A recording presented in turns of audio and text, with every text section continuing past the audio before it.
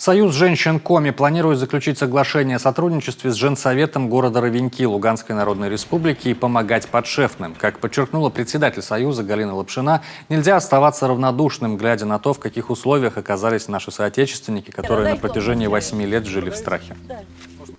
Так получилось, что где-то неделю тому назад у меня раздался звонок.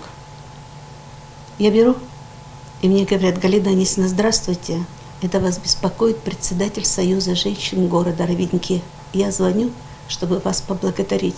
Огромные слова благодарности за то, что делает ваша республика для нашего города. Мы с такой радостью разбирали книги, которые пришли от вас. А сегодня пришла машина с пиломатериалами. Ко мне приходили наши родители и благодарили за то, что наши дети отдыхают у вас в республике. Это было так приятно и так трогательно слушать эти слова. И она сказала: вот это вселяет в нас веру и дает нам силы, что мы не одни, мы вместе. Сегодня регионы России помогают восстанавливать пострадавшие города Донбасса. Наша республика тоже присоединилась к всероссийской кампании и взяла под крыло город Ровеньки Луганской Народной Республики.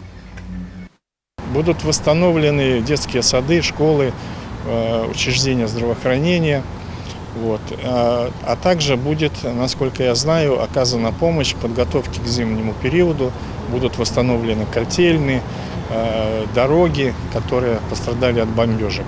Все то, что необходимо для полноценного жизнеобеспечения и работы этого города. Мы уже четко понимаем границы русского мира, что такое русский мир. И мы своих не бросаем.